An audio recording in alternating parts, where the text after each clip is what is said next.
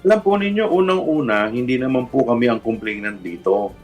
Ang mga complainant dito, mga civil society, mga religious sector. So sa tingin ko, wala naman silang kinalaman dito sa politika. Kami naman po dito, ito po ay mandato namin. Ito po ay isinumite sa Committee on Justice. Kami naman po dito, kailangan naman namin gawin o gampanan ang aming sinumpang salaysay base po sa saligang batas. This is our constitutional duty. Ano po ang process na sinusunod po ng House Justice Committee para to assess yung kredibilidad ng mga complainants, lalo na yung mga civil society groups, for example? Hindi naman po namin ina-assess yun dahil ang po dito, ang ina-assess po dito yung complaint. Kung laman yung complaint, kung ito'y papasa sa form and substance.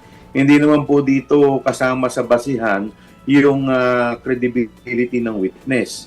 So siguro yung credibility ng witness once nag-commence na po yung trial. Once ito po ay dinulog na sa Senado, ito po ay magkakaroon na ng full-blown trial sa Senado, dun po material yung credibility po ng mga witness.